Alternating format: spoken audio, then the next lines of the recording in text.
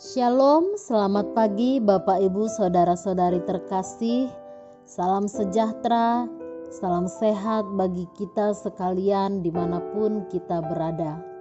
Untuk memulai renungan harian pada hari ini, mari kita berdoa. Ya Allah yang adalah terang, yang selalu memberikan kebaikan dalam kehidupan kami. Terima kasih bahwa Engkau tidak pernah berubah dan itu menjadi jaminan dalam kehidupan kami bahwa bagi kami pun yang terbaik telah Tuhan persiapkan.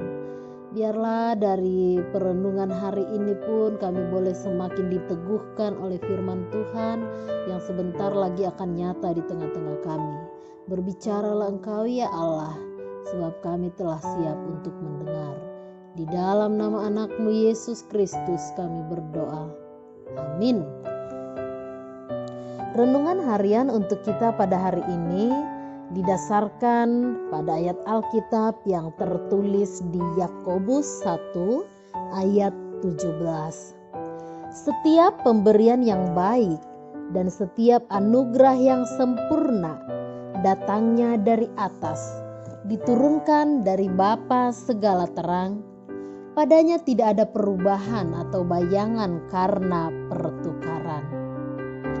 Saudara-saudari, ada satu istilah dalam bahasa Inggris yang menyatakan blessing in disguise. Dalam bahasa Indonesia, kedua kata ini dapat kita pahami dengan arti berkat yang terselubung. Dari kedua kata ini, kita menemukan makna bahwa bahkan dalam setiap hal yang kita pandang atau rasakan buruk sekalipun, selalu ada berkat yang terselubung di sana.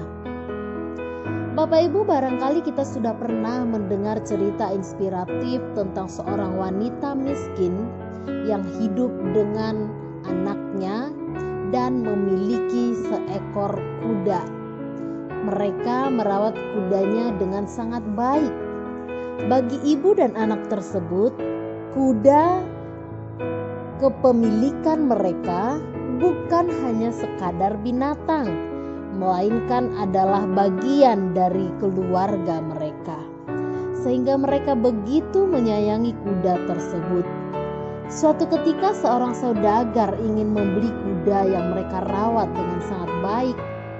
Saudagar tersebut menawarkan harga yang fantastik, tetapi mereka menolaknya karena mereka tidak ingin kehilangan kuda tersebut. Tidak lama setelah penawaran itu ditolak, kuda tersebut hilang dan tetangganya pun mencibir mereka. Para tetangga mengatakan, seandainya dijual, mereka telah mendapatkan untung. Sekarang alih-alih mendapatkan untung, malah buntung. Si ibu dan si anak hanya diam. Dan beberapa hari kemudian kuda itu pulang dan malahan membawa kuda-kuda yang lain besertanya. Ibu dan anak tersebut sangat bersuka cita dan mereka merawat semua kuda-kuda itu dengan baik. Hingga suatu saat anak satu-satunya, anak yang ia kasihi, melatih kuda-kuda liar yang datang bersama dengan kuda peliharaan mereka. Ia ketika melatih kuda tersebut mengalami cedera karena ia terjatuh. Anaknya mengalami patah tulang yang parah. Atas kejadian ini, tetangganya kembali mencibir dan mengatakan, "Jika sekarang apa yang ingin kamu katakan tentang keuntungan dan berkat?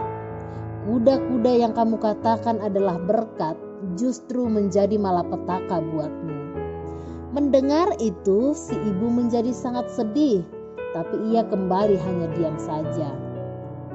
Tidak lama setelah kejadian itu, semua masyarakat heran dan takjub karena mendapatkan suatu perintah dari pemerintahan yang mengatakan bahwa semua lelaki dewasa yang sehat harus ikut menjadi prajurit pembela negara yang berjuang dalam peperangan.